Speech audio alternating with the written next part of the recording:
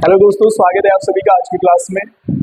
हिंदी की क्लास चल रही है। हिंदी में हम पत्रकारिता टॉपिक पढ़ा रहे हैं। इससे पहले मैंने आपको बताया था पत्रकारिता के बारे में और कितने प्रकार के पत्र होते हैं, पत्रों का वर्गीकरण, पत्रों के प्रकार, इन सब के बारे में हमने बात की थी। ठीक है, लास्ट में हमने पत्रों का वर्गीकरण किया था। उसके आधार पर हमने दो प्रकार से वर्गीकरण किया, सामान्य पत्र और कार्यालय पत्र। कार्यालय पत्र के अंतर्गत सरकारी, अर्ध सरकारी पत्र आते हैं और उन्हीं को आज हमने पढ़ना है। ठीक है ना, क्या होता है सरकारी पत्र और क्या होता है अर्ध सरकारी पत्र, यहाँ से आप याद रखेंगे। ठीक है, तो सबसे पहले सरकारी पत्र को देखते हैं। सरकारी पत्र को शासकीय पत्र भी कहा जाता है, यहां से आप याद रखेंगे। ठीक है, सरकारी पत्र ही जो है वो शासकीय पत्र भी कहलाता है, ये आप याद रखेंगे। ठीक है, तो सरकारी पत्र जो है वो सरकार के कामकाज से संबंधित होते हैं। सरकारी पत्र सरकार के कामकाज से संबंधित होते हैं और इनको जो है शासकीय पत्र भी कहा जाता है। अब ये पत्राचार किसके बीच बीच होता है, तो याद रखेंगे दो राज्य सरकारों के बीच, या दो सरकारों के बीच, या राज्य सरकार और केंद्र सरकार के बीच, या किसी व्यक्ति और सरकार के बीच, या एक देश की सरकार दूसरे देश की सरकार के साथ जो भी पत्राचार करती है उसको सरकारी पत्र के द्वारा किया जाता है, उसी को सरकारी पत्र कहते हैं। अब आप समझ गए होंगे, अगर मैं जो है सरकार को पत्र लिखना चाहता हूँ, धामी सरकार को, तो मैं जिस पत्र का प्रयोग करूंगा उसको सरकारी पत्र कहा जाएगा।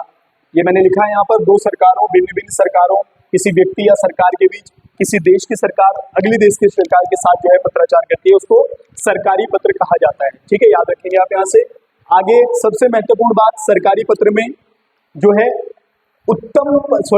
अन्य पुरुष शैली का प्रयोग किया जाता है, ये आप यहाँ से याद रखेंगे। सरकारी पत्र में अन्य पुरुष शैली का प्रयोग किया जाता है। क्या है अन्य पुरुष शैली, ये आप याद रखेंगे। देखो, आपको मैंने हिंदी में बताया था उत्तम पुरुष, मध्यम पुरुष, अन्य पुरुष।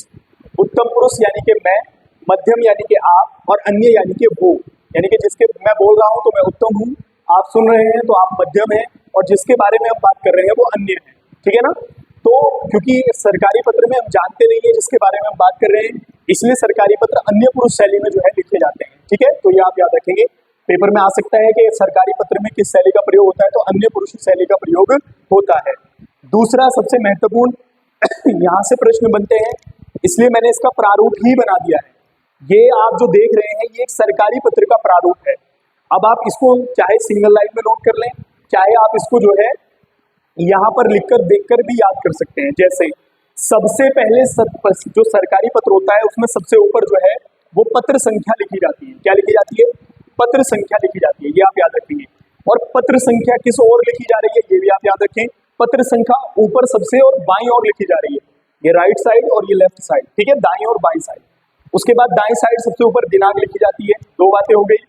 तो उसके बाद अगले बात, सबसे ऊपर सरकारी पत्र में बाईं ओर प्रेषक का नाम, प्रेषक मतलब जो भेज रहा है पत्र, उसका नाम, उसके पद का नाम और उसका पता। तो यहाँ पे आप याद रखेंगे, ये आप सिंगल लाइन में भी बना सकते हैं कि सरकारी पत्र में प्रेषक का उल्लेख किस ओर होता है, या प्रेषक का नाम और पदनाम या पता किस ओर होता है, तो सबसे ऊपर बाईं ओर कर पत्र क्रमांक के नीचे। ठीक है, उसके बाद आगे बढ़ते हैं। प्रेषक का नाम हो गया, पदनाम हो गया, पता हो गया। उसके बाद सेवा में जिसको आप भेज रहे हैं, जो प्रेषित है, जो आपके मैसेज को रिसीव करेगा, जो आपके पत्र को रिसीव करेगा उसको प्रेषित कहेंगे, जिसको आप पत्र लिख रहे हैं। ठीक है, तो फिर उसके बाद प्रेषक के पदनाम, पदनाम और पता के बाद जो है प्रेषित का नाम, पदनाम और पता। जो प्रेषित यानी कि जिसको आप भेज रहे हैं, जो रिसीव करेगा मैसेज को, उसका पदनाम और पता आएगा। ठीक है ना, तो यहाँ से आप याद रखेंगे कि प्रेषित का उल्लेख सरकारी पत्र में किस ओर होता है, तो प्रेषक के बाद होता है, ऊपर होता है, बाईं ओर होता है। ये आप यहाँ से याद कर सकते हैं। ठीक है, आगे बढ़ते हैं। फिर उसके बाद आप सब विषय लिखेंगे। विषय क्या सब्जेक्ट है, किस विषय पर आप पत्र लिख रहे हैं, तो उसका उल्लेख करेंगे आप। उसके बाद फिर महोदय से शुरू होगा। किससे शुरू होगा? महोदय से फिर जो है पत्र शुरू होगा। और लास्ट में मैं आपको बता रहा हूँ, यहाँ पर दिख नहीं रहा है, लास्ट में राइट साइड में भवदीय का नाम आएगा, मतलब जो भेज रहा है उसका भवदीय, फिर प्रेषक का नाम, पदनाम, पता। ठीक है ना, या नाम लिख सकते हैं खाली वहाँ। और जो महोदय है, यानी कि जब लास्ट में पत्र आप लिखेंगे सबसे नीचे लेफ्ट साइड में संलग्न प्रतिलिपि होगा। क्या होगा? संलग्न प्रतिलिपि।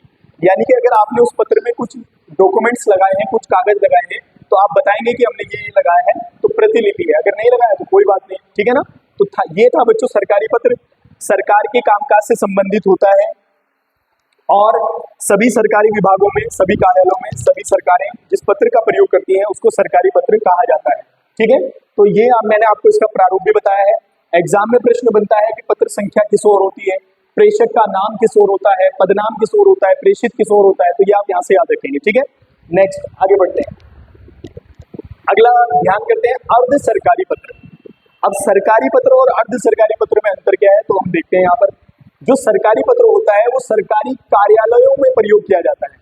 यहाँ पर सरकारें प्रयोग कर रही हैं, भिन्न भिन्न सरकारें, कोई व्यक्ति सरकार के लिए प्रयोग कर रहा है, लेकिन सरकार के जो कार्यालय हैं, जो विभाग हैं, जो वो पत्राचार करते हैं आपस में, उसको अर्ध सरकारी पत्र कहा जाता है। ये आप यहाँ से याद रखेंगे, सरकारी कार्यालयों में प्रयोग होता है।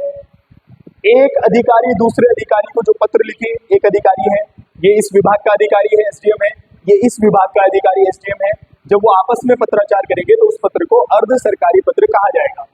अब देखो, इसको हम एक प्रकार से अनौपचारिक पत्र भी कह सकते हैं। क्यों?